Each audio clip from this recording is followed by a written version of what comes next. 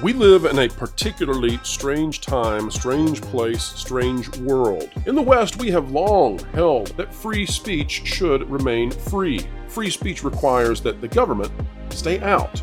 But that's not what is happening, and as a result, too, we're beginning to witness that entertainment itself may buckle at the request and the behest of our governments.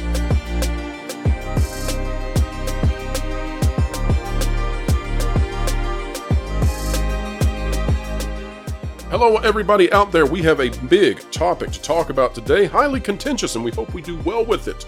If we don't, please, folks, grant us a little bit of grace. We are trying our best to handle a very spicy topic, perhaps at a place that maybe wouldn't like us to discuss it at all, but that's what we are endeavoring to do because it matters so much.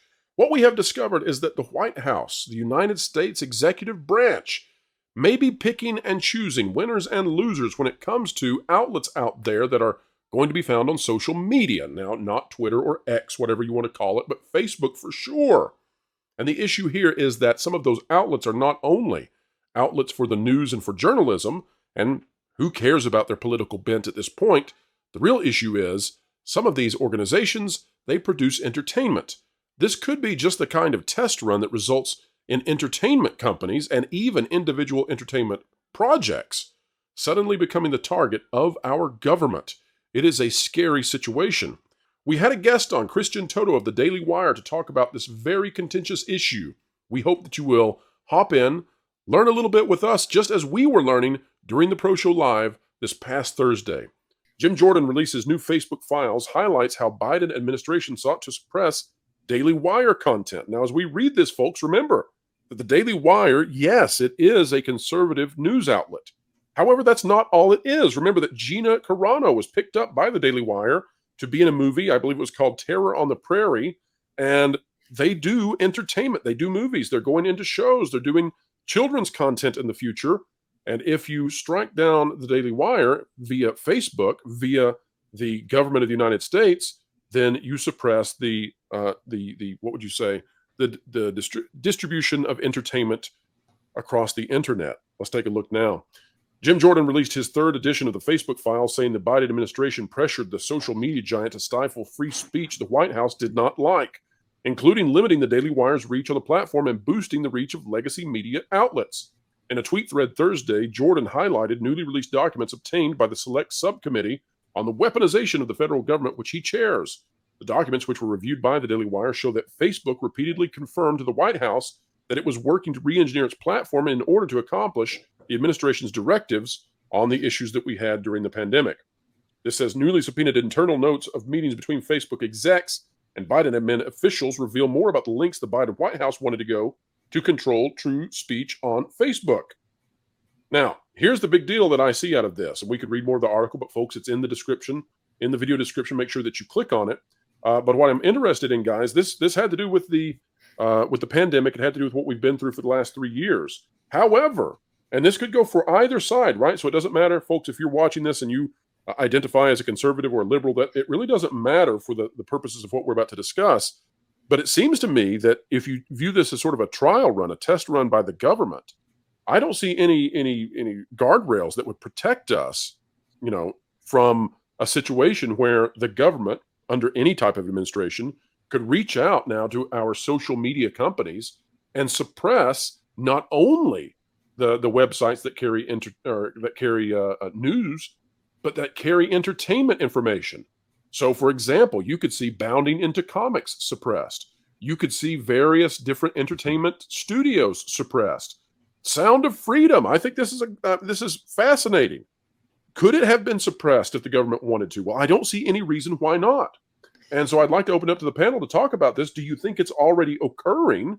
And do you think this is something that we need to be keenly aware of and worried about in terms of, the idea that free speech could be stifled, that the free market could be manipulated by rank ordering the things that we're supposed to enjoy versus not enjoy as part of whatever the ruling class intelligentsia has to say about what our values should be?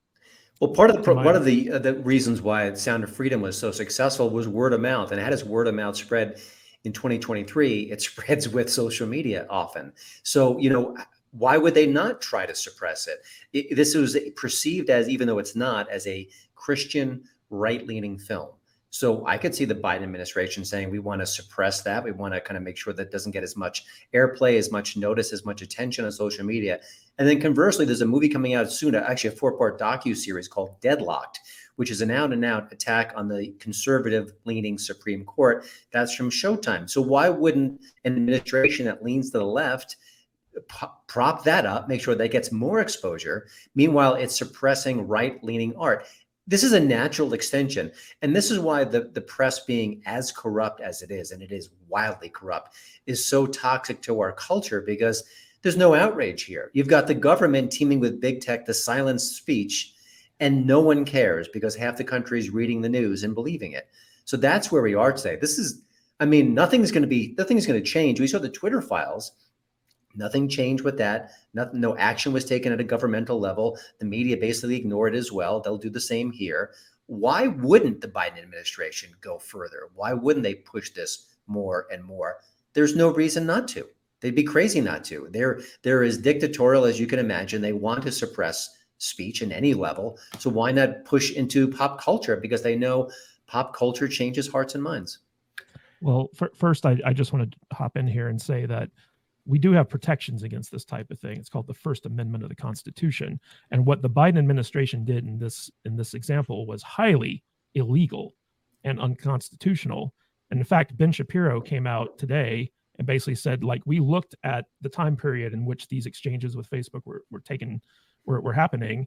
We looked at our metrics. We saw how it affected our business, and we are going to sue the federal government again. Again, because they did sue them for back stuff. But like, if you look at the history of the left wing in America, the Democrat Party in particular, like going back to net neutrality was just a backdoor way of censoring oppositional speech to what they, their talking points and their philosophy. Luckily, that got struck down. But when COVID happened, and Christian mentioned the Twitter files, what Jim Jordan's doing here is nothing. It's not surprising to us, because we already saw, like, the government's been doing this for a long time, and they even tried to enshrine it into government with their Ministry of Truth thing with the Department of Homeland Security's Misinformation Office. And that's not scary at all. When that got so much outrage that they had to pull back on it, they're like, okay, well, we're just going to go back to shadow banning all the stuff that we don't like.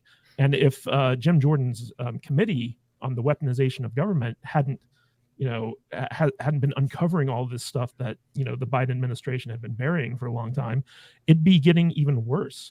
And so, but now, like, we're starting to see just the true extent of how censorious and how tyrannical the Biden administration and the left wing of the American government is.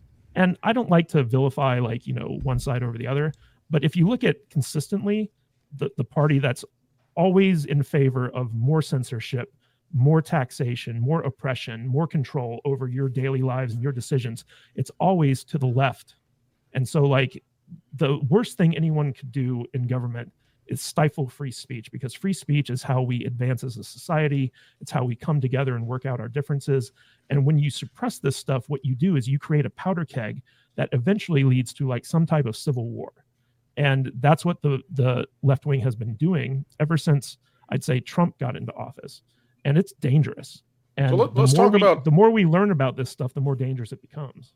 So let's talk about how the rubber meets the road on this. If we go back just a few years, we can remember where, and this is insanity to me, but I think it reveals how important these franchises are, not only to companies, but to governments. If we go back just a few years, there was a massive campaign to trick us into thinking that The Last Jedi was popular, and that people who came out and had a negative opinion of that film were part of some sort of giant Russian conspiracy. There were articles all over the access media talking about how negative reviews on Rotten Tomatoes were coming out of the Kremlin. I mean, this was absolutely nuts. Now, what I'm thinking about is, as we continue to, bifurcate our entertainment, right, where we continue now to make entertainment that is either appealing to the left or the right. I'm thinking back to last year when there were articles talking about, was Top Gun Maverick a conservative film, and should people on the left go see it? Right? We have these kinds of conversations going on these media outlets. Well, what is going to stop us in the future from seeing a time when, if our government doesn't approve of some piece of entertainment, they can just call it social media? It doesn't have to be sites. The government could just say, we want to limit the signal for this particular series or this particular piece or this particular documentary. And that's what I'm concerned about, because it's never where you are that is really and truly the problem, although this is problematic. It's where it can go. And this can definitely go into places we don't want to be. Well, as an outsider, looking in on the United States and having some experience, I think really the goal is basically what you're talking about is not a left-right situation. It's a constant fight for the First Amendment. Like, it doesn't matter who's doing what. I was in the United States during just the beginning of the Iraq War, and I was in LA, and a waiter came up to me and whispered to me, "Are you against or for the Iraq War?" And I went, "Dude, I'm here for the soup." Yeah, I'm here for the. It was a Mexican restaurant. I'm here for the nachos, the burrito. And he said, "If my boss heard me talk to you like this, I would get fired." So there's pernicious. What do you call it? Censorship comes from so many different places. People in power, the Hearsts. How much power did they wield to prevent truth from getting to the people? There's goes all the way back to President Madison and the kind of stuff that was printed by people in power. So really, the bottom line is where we always need to fight for the truth. It really that is, even when it offends you, Paul. Even when the truth goes against what you would wish to have out there. That's exactly right. And I think every single person here fights for the truth. Can I just point out something though, real quick? It's much more nefarious than this, because what the Biden administration did. It's totally nefarious. More blatant, because like they know that they could get away with it. But if you look at kind of some of the stuff that Dubs has been highlighting on this channel with the ESG and the DEI stuff, there's this thing out there called brand safety. And every YouTuber knows about not safe for all advertisers, the dreaded yellow dollar sign.